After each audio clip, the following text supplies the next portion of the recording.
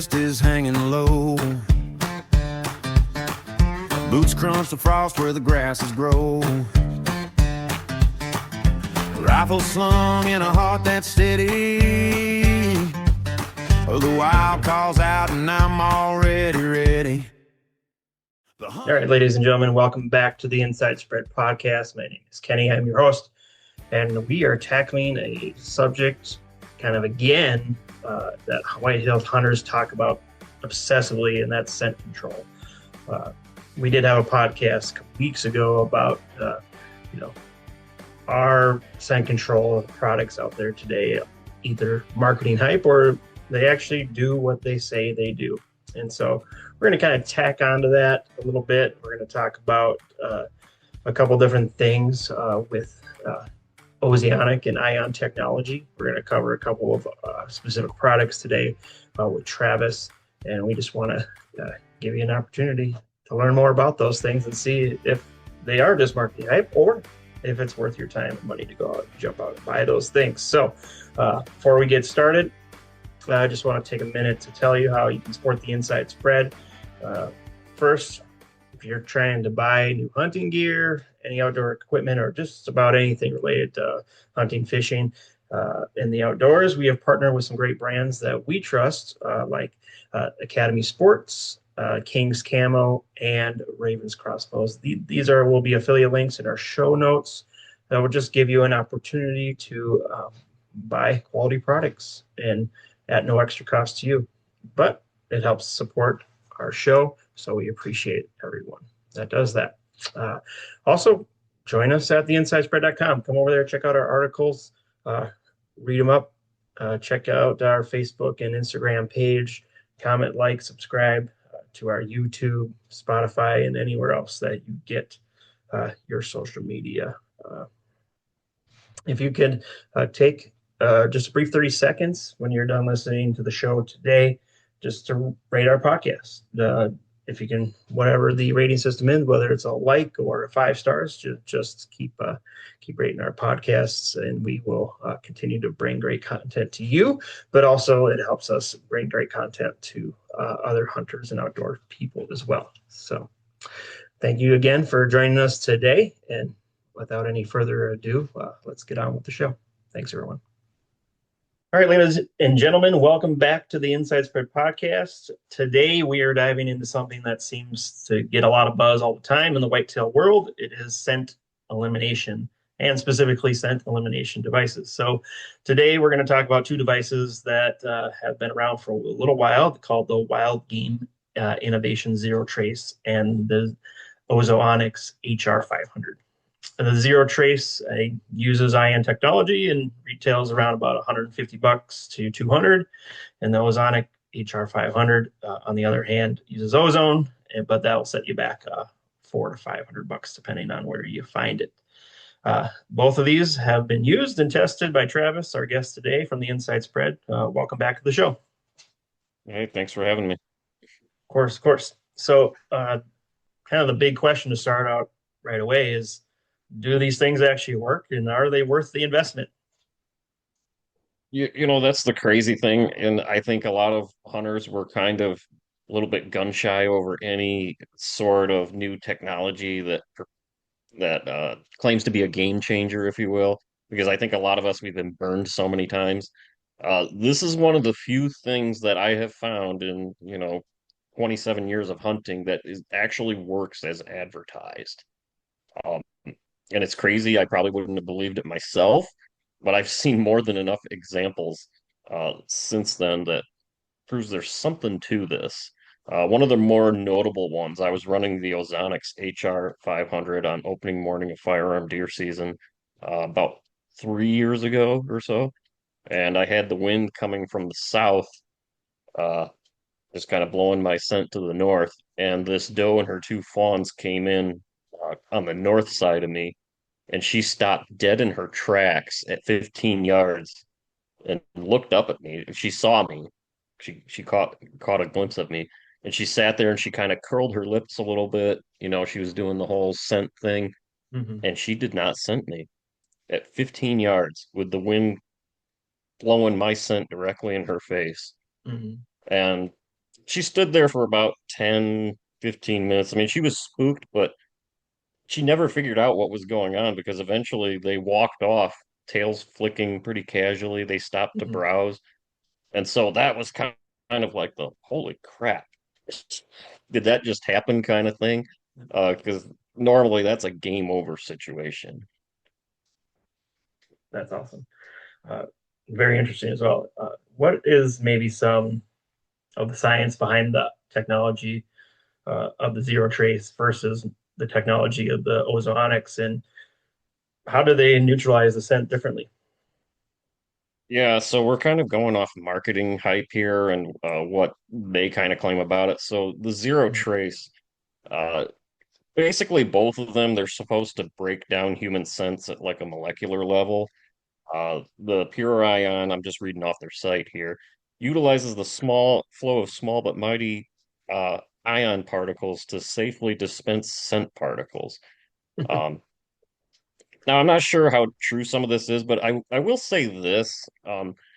It is noticeable that this can break down some uh, really bad smells. I've used this pure ion machine. I had like a pair of uh, like water shoes that smelled really bad after being in the river. You know, it just had that Mhm. kind of stinky, musty smell to it. And so I just kind of set them in front of this thing, and it does do something. It takes the scent out because it takes the smell out, you know. So if I'm noticing it, I'm sure the deer can. Yeah, Um, with so their the noses. eight, yeah, the HR 500, it's a little bit different because it emits ozone. It's kind of a gas. Um, and I don't know exactly how it works, but it's the same thing. They're saying that it just destroys human scent molecules, is basically what they're claiming. Hmm. Um, but it does do something to smells. I don't know entirely how it works, but Hmm. both of them do seem to do the same thing. Um, One thing I will note about this is the pure ion machine right here. Uh, this one doesn't have a noticeable odor to it. The Hmm. Ozonics, which I don't have with me today, that one it has kind of it's almost like a burnt electronics smell. Yeah. You'll notice it when you're sitting there. It's kind of subtle. Um, so I don't know if that's the ozone gas or what it is. Um, but for whatever reason, that doesn't seem to alert the deer. Yeah. Yeah, I've had like those mosquito repellent stuff, the stuff that Yeah, you put on your side. They kind of smell the same, where it's like this electric burning from warming yeah, up the pad on there. And so I know exactly what you're talking about when you talk about that smell. It's off-putting to yeah. humans, obviously, but it's not too bad to deer, I guess. One thing I should mention about both these machines, at least as far as like the ozone gas thing goes, because if you start doing research on that kind of stuff, there's all sorts of articles warning you not to use ozone generators while you're sitting near them or in an enclosed space because Hmm. the gas is supposed to be toxic. Now, is that harmful when it's sitting above you in a tree stand and the wind is blowing? I'm not sure. I did a lot of research trying to figure that out, and I could not Hmm. find anything on it.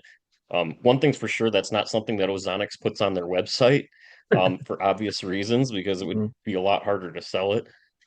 I did notice that Wildgame Innovations, though, they say that the pure ion technology of this one, they say that it's safe to use.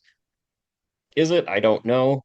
But yes, you will notice the scent of the ozonics over that one. Yeah. So I guess you have to take things with a grain of salt. Um, you know, Yeah, they're not and linking if scientific research papers on their website to sell it. no, no, I would love to see like a research paper on how, dangerous using one of these machines up in the tree is. But as of right now, I can't find anything on that, and I'm not a scientist, so I can't say anything. So make of that what you will, I guess. For sure. That makes sense.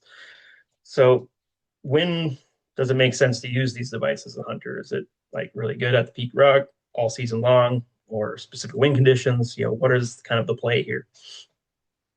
So I use them all the time. I mean, I've stopped going into the woods without at least one of the. Usually, I take this one. Uh, and it's just because I like the this bracket on the back because it allows it to kind of move around. Um, Hmm. the arm on the wild game or the Ozonics one is a little over engineered in my opinion, and a little bit harder to use. But I use them in pretty much any conditions. Um, I've gotten to the point where I'm not as worried about wind as I used to be because of how well they've worked. Hmm. Um, so pretty much any setup, I'm going to be using this. Usually I just kind of strap them above my head in the tree, or sometimes I put them outside my blind. I've ran both machines at the same time before if it's like particularly windy, Hmm. just to see what happens. And you're like a ghost in the forest, basically. Um, once you start using ones, and once you see like, hey, it really does, there really is something to it, and it works. It's like, man, I don't want to go in the woods without it anymore. Yeah. It's Yeah. crazy. I wouldn't have believed it if I hadn't tested it, but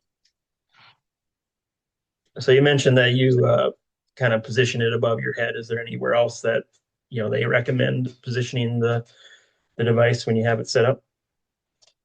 no, I think that's pretty much the standard way that most people, put it. You put it over your head and you position it so that, you know, there's a little fan that runs and like it shoots out the ion particles or the ozone. Hmm. And I believe the instructions recommend like positioning it so that's going out into the wind, so it's going Hmm. out into the deer's nose, basically.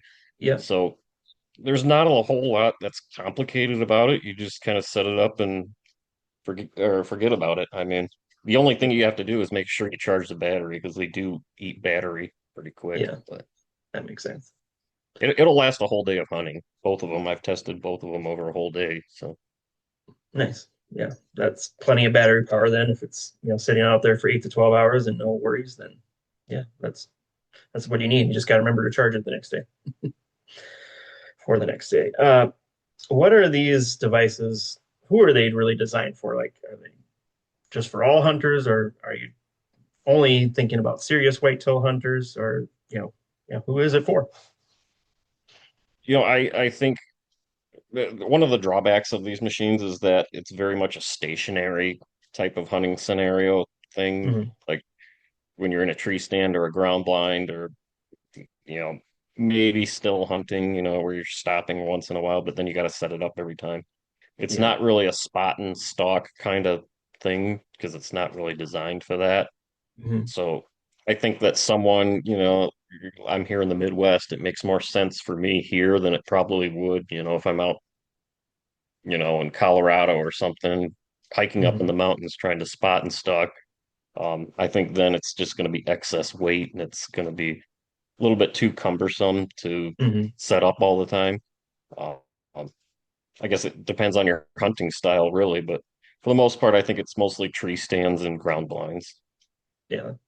Yeah, it totally makes sense to me. I mean, I wouldn't want to carry something like that up in the mountains. Doesn't seem to make a whole lot of sense for that scenario. Or even like I do a lot of saddle hunting with my bow, and like, do I want to have it when I have to move?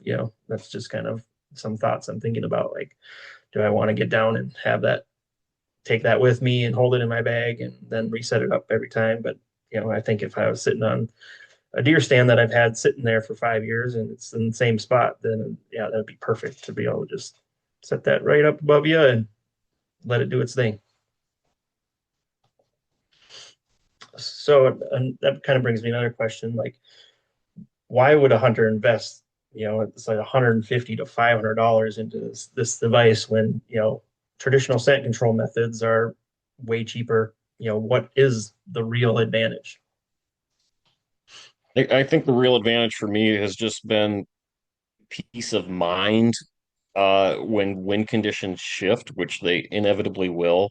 Hmm. You don't know when, it's going to suddenly all the wind is going to be blowing into the food plot you're sitting on, or when the thermals might change and carry your scent, over into the next valley where that big buck has always been sitting. So that's basically what the biggest thing I've gotten out of it is like I don't worry as much about what the wind is doing. I mean, I do still play the wind, uh, as you should. It's not 100% foolproof, but man, I have seen more deer using these things than I did prior to using them, and it's wild. Like I said, normally I'm pretty darn skeptical because there are so many gimmicks out there, but Yeah, and if you go online, if you go on Reddit and stuff, you'll find people saying the same thing. It's like, no, there's something to it, which is crazy, you yeah, know. yeah. It's so interesting to think about that. There, technology exists that could potentially eliminate your scent and give you kind of just one step up on deer. And obviously, doesn't mean that we're going to kill more deer necessarily, but one of the major parts of the game of deer hunting is being able to see deer and see how they act and how they respond to things. And the more we learn about them, the better opportunities hopefully that will give you in the long run. So I think it's an interesting technology. I would, love to at least try it out sometime and see how it functions. I think we were talking beforehand. I use a lot of doe and estrus scent to try to cover my tracks and use that, and it seems to work for me. But maybe there's some others that it doesn't work for them. So here's another opportunity to at least try something. But at the same time, you got to be ready for that price tag. Yeah, and the Wild Games machine is a lot cheaper. This is like 150. I think I paid $160. I bought mine on eBay, so it was a little bit cheaper. Um, and actually, it's a little bit better value too, because they give you two batteries with that one, and they give Mm-hmm. you a cable that'll charge both of them simultaneously, so you can take both batteries. And the Ozonics, you're only getting one. Um, Yeah. if I had to say between the two, the Ozonics probably works. It seems like it's a little bit stronger, but I both of them have worked when I got wind blowing my scent right at a deer. I've seen it dozens of times now, and it's just crazy how well they both work. The tech works. Nice. Uh, but Yeah, yeah, like you you don't have said. to spend like $500 on it. Like I said, when something like this exists. So Yeah, for sure. Yeah, it would just be interesting to kind of dig into the science and see what actually, it is, and see what is changing that scent enough to be able to fool the deer a little bit. It would be cool to kind of get that in writing and see like, hey, this actually does what it says it does, to kind of confirm the marketing bias a little bit yeah, and see. Because honestly, I think for a retail company like Wildgame Innovations, if they're got the science to back it up, then you at the same time you're like, oh, now we can sell even more of these because it actually proves what we are doing. So it'd be interesting to kind of read up on that and figure out what the real science is behind it. yeah. Like I said, I've seen enough now that I'm a believer, but Yeah. I would be interested in knowing more about what exactly it's doing, Hmm. for sure. Like I said, you can use it to take the smell out of things. There have been a few times where I've had like really smelly articles of clothing that just got really nasty while kayaking or something, and it's like Hmm. just throw them in front of the generator for a little bit, and the smell is gone. It's like, okay, it does something. I Yep. don't know exactly what, but it does something. Yeah. And if Sure. it's working on me, then it's got to work on a deer. So, Yeah, for sure. All right. Well, that kind of just wraps up our quick little podcast on the Wildgame Innovations Zerotrace and the Ozonic HR500. Uh, thanks, Travis, for joining us today, and we will see you next time. Thanks, everyone. Echoes of the woods, where the heartbeats meet. Freedom runs wild under nature's dome. Down by the pine, it feels like home. Crisp wind whispers through the autumn gold. Stories of the land, both new and old. Tracks in the dirt, the trail calls my name. Out here in the wild, it's all just the same.